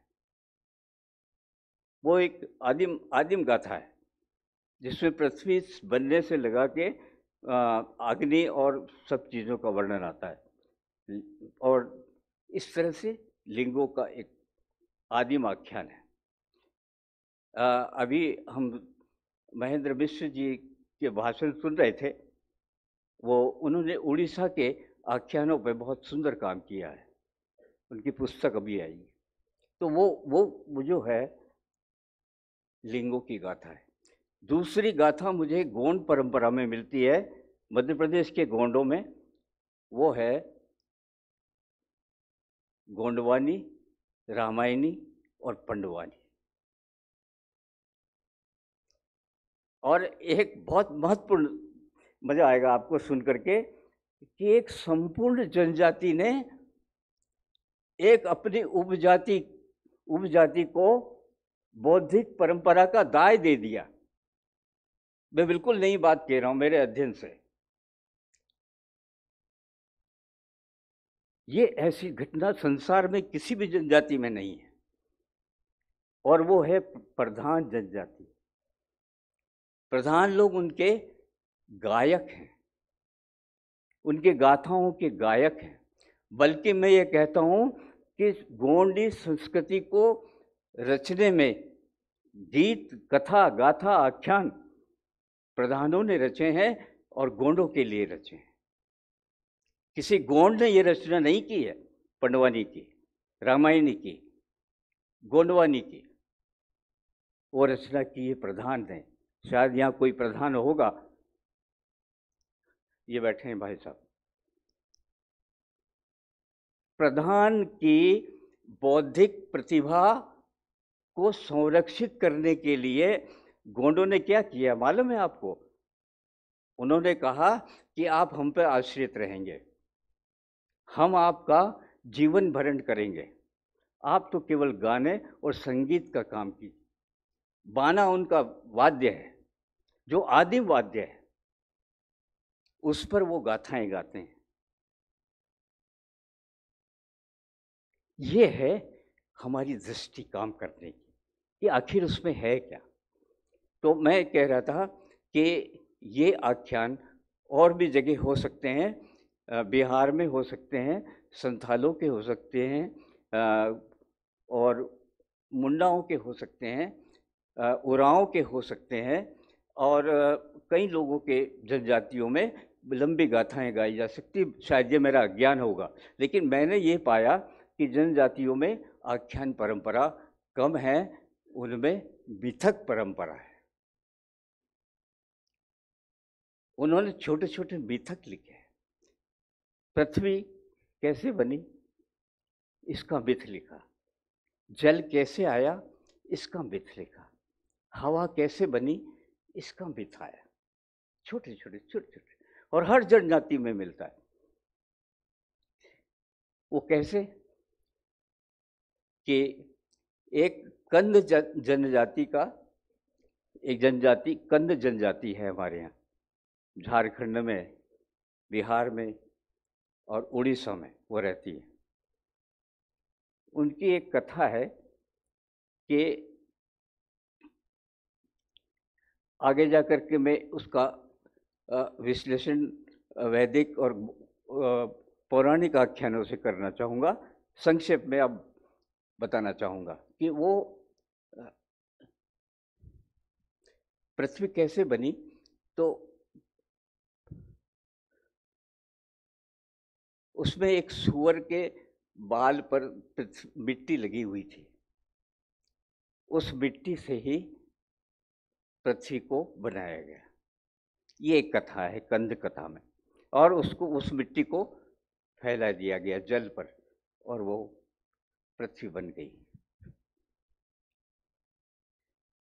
और कहते हैं कि वो पृथ्वी जो थी, असली पृथ्वी, वो जल के अंदर थी। अब यहाँ सूअर का जिक्र आता है, मिट्टी का जिक्र आता है, और उसके संबंधों का क्या क्या आशय हो सकता है, इसके अर्थ भी खोजना पड़ेंगे ना। तो वो कथा जो है हमें वराह अवतार की याद दिलाता है। जब विष्णु अवतार के 10 अवतार गिरे गए तो उसमें वराह अवतार होता है। शायद ये सूत्र वहां से लिया गया है। ऐसे ही एक बहुत छोटी सी कथा है जिसमें कहा गया, ये भी एक उसी लिंक के साथ देखिएगा, आदिम, लोक और फिर शास्त्र में जितने भी लिखे गए, फिर रामायण और महाभारत तक तो अनेकों मिथ लिखे गए। महाभारत तो कहते हैं कि मिथकों का आगार है। रामायण में उतने मिथक नहीं है, लेकिन महाभारत तो पहले अध्याय सर्ग से लगाकर अंतिम सर्ग तक मिथकों से भरी हुई है, और उसका श्रेय जो है वेद व्यास को जाता है। द्वैपायन वेद व्यास, जिन्होंने सबसे पहले वैदिक काल में, वैदिक समय से वेदों को व्यवस्थित किया। उनके 4 शिष्य हुए। एक शिष्य का नाम था शेप, और दूसरे का नाम था जैमिनी, तीसरे का नाम था वैशंपायन, और चौथे का नाम था सुमंतु। शेप को ऋग्वेद को व्यवस्थित करने के लिए लगाया, जैमिनी को सामवेद व्यवस्थित करने को लगाया था, और सुमंतु को अथर्ववेद। और अथर्ववेद के बारे में तो मैं कहूँगा कि जो अथर्वण ऋषि थे, उन्होंने सारे जनजाति मंत्रों को संकलित किया है, और पहले वैदिक काल में केवल 3 ही वेदों को महत्व दिया जाता था। कौन कौन से? ऋग्वेद, सामवेद और यजुर्वेद। ये 3 वेद ही थे, ये ब्राह्मण वेद माने जाते थे। और इनके मानने वाले जो ब्राह्मण थे, वेद पाठी, उनको वाजपेयी कहा वाजसनेयी कहा जाता था, और वही वाजपेयी आज भी हैं। लेकिन इसको चौथे अथर्व वेद को स्थापित करने में वेद व्यास का बड़ा संयोग है। उन्होंने ही अथर्ववेद को स्थापित किया और अथर्वण ऋषि को ब्रह्मा की उपाधि दी। उनके साथ यज्ञों में बैठने का जो धर्म क्षेत्र थे पाराशर मुनि के और गौतम ऋषि के, वहाँ पर बैठने का पूरा अधिकार भी अथर्वण ऋषि को दिया, जिसमें जनजातियों के डावर और सावर मंत्र का संकलन है वो अथर्ववेद। इसलिए मैं जनजाति की बात कर रहा हूँ। तो वो ज्ञान जो है जनजाति से आता हुआ लोक में, और लोक से आया वेद में, और पुराण काल तक चला। फिर वो सबसे अधिक वेदांत के पास गया। एक कथा, मैं भीली कथा, यहाँ जनजाति संग्रहालय में लगी हुई है, उसकी कथा आप सब ने देखी होगी, मैं उसको याद दिला रहा हूँ। और वो कथा का क्या आशय है और वो पौराणिकता कैसे ग्रहण करती है, उसका मैं एक जिक्र करना चाहूँगा। एक महादेव उनके आदि देव हैं, जनजातियों के आदि देव महादेव हैं। इसके पहले 12 रुद्र हुए, वो जनजातियों के देवता थे। और ये शिव तो बहुत बात की कल्पना है। जब पार्वती से विवाह होता है तब वो शिव हो जाते हैं, और तब वो लोक के देवता होते हैं। इस रहस्य को भी समझने की कोशिश कीजिए। और तब तक महादेव जो हैं आदि देव थे, उनको कहा जाता है देवादि देव, देवताओं के भी आदि देव हैं। और वो तीनों अवस्थाओं में, आख्यानों में प्राप्त होते हैं। आदिम आख्यान, लोक आख्यान और फिर शास्त्र के आख्यान। इन तीनों में शिव कहीं न कहीं उपस्थित होते हैं। ये एक परंपरा है। तो मैं इस कथा को 2 मिनट का समय और लेते हुए अपनी बात को कहूँगा कि पृथ्वी बन गई और महादेव समाधि में चले गए पृथ्वी को बना करके। और उसके बाद में पार्वती ने, बहुत समय हो गया तो महादेव को याद दिलाया कि तुमने वो पृथ्वी बहन को बनाया है, उसके सूत्रलोक क्या है, वहाँ क्या हो रहा है? तो बोले हाँ, अच्छा याद दिलाया आपने। महादेव तो महादेव थे, वही कई जनजातियों में उनका वर्णन आता है, जटाजूट और ये सब, वहाँ से हमारे वैदिक और पौराणिकता में आता है। तो वो कहा, उन्होंने कहा, एक व्यक्ति को बुलाया जिसका नाम था सांवला सुतार। अगर भील लोग होंगे, उनकी आदिम कथाओं में इस कथाओं को कभी सुना होगा आप लोगों ने। तो वो कहते हैं, सांवला सुतार को बुला के कहते हैं कि देखो पृथ्वी पर कोई पेड़ हो तो उसके लकड़ियां काट के ले आओ। सांवला सुतार पूरी पृथ्वी पर घूम लेता है, लेकिन उसको वो पेड़ नहीं मिलता। एक जगह वो हार थक के बैठ जाता है, सो जाता है। नींद खुलते ही उसके सामने एक पेड़ दिखाई देता है। वो पेड़ इतना ऊंचा है कि पृथ्वी से लगा के आसमान तक चला गया, इतना बड़ा पेड़। और उसके नींद खुलते ही उसको आभास होता है कि अरे ये तो मैं इसी पेड़ को तो देखना चाहता था, इसी पेड़ को मैं लेना चाहता था। तो सबसे पहले उस पेड़ को वो अपनी पगड़ी उतारता है। देखिए परंपरा कैसे बनती है, पगड़ी उतारता है और सबसे ऊंची फुनगी पर जाकर अपनी पगड़ी उसको बांधता है, पेड़ को बांधता है। और पेड़ को वो पगड़ी क्यों बांधता है, उसका भी उसमें स्वार्थ ये है कि पेड़ में जो संगीत है वो कहीं और न चला जाए, तब वो पेड़ की पूजा करता है ना, और फिर उससे अनुमति लेता है कि मैं तुम्हारी एक डाल काट रहा हूँ, मैं दूसरी डाल काट रहा हूँ। आज भी जनजातियों में पेड़ को जब काटने जाते हैं तो सबसे पहले उसकी पूजा करते हैं और उससे अनुमति लेते हैं कि मैं पहली कुल्हाड़ी चला रहा हूँ। इससे बड़ी सजीवता और क्या हो सकती है? इससे बड़ी मानवता और क्या हो सकती है संसार के लिए? तो वो काट करके ले जाता है, महादेव को देता है। उस महादेव ने उन लकड़ियों से, जो लकड़ियां काट के ले गया था, उससे महादेव बहुत सारे वाद्य बनाते हैं। उसमें गुदुम बाजा भी है, मांदर भी है, ढोलक भी है, बांसुरी भी है। ये वाद्य वो कहता है सांवला सुतार को कि अब तुम जाके इस पृथ्वी पर मनुष्यों को दे दो। तो तब से कहते हैं कि इस पृथ्वी पर संगीत आया।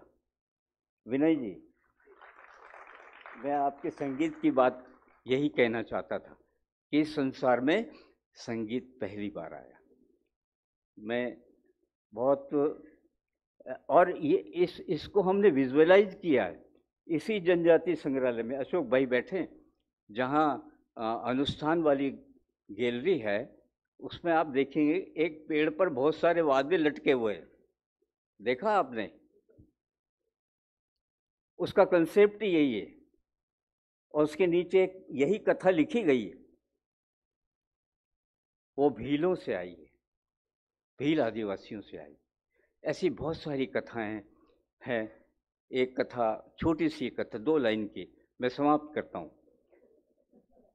आप सबने एक बहुत लोकप्रिय कथा सुनी होगी कि आसमान पहले धरती के बहुत नीचे था।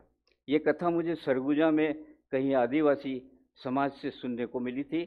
डॉक्टर बजरंग बहादुर सिंह, उन्होंने इसको संकलित किया।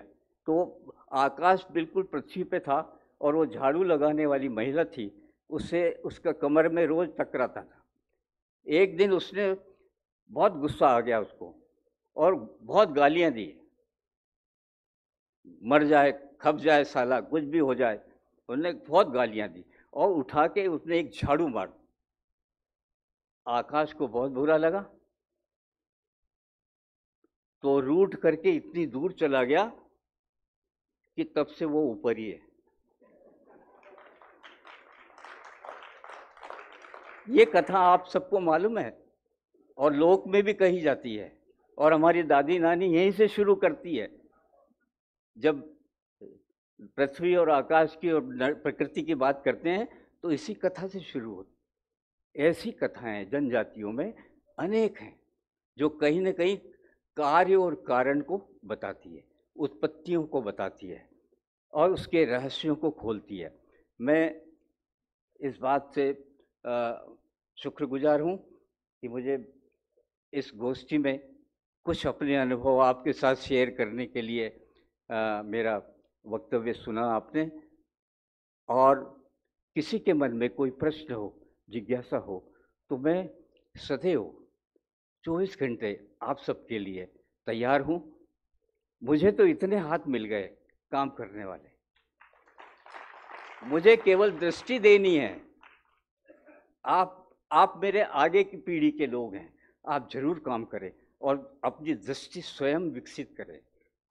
मैं ये कहना चाहता हूँ, आप अपनी दृष्टि, जनजातीय दृष्टि जो है, उसके पास कोई दर्शन नहीं है। याद रखिए, जो जनजातीय दर्शन की बात करते हैं उसके पास कोई दर्शन नहीं है।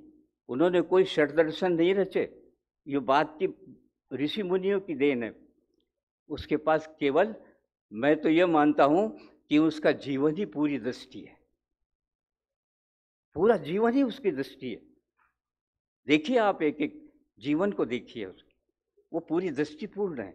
हर जगह से कहीं ना कहीं बात मिल जाती। बहुत बहुत धन्यवाद, बहुत बहुत धन्यवाद।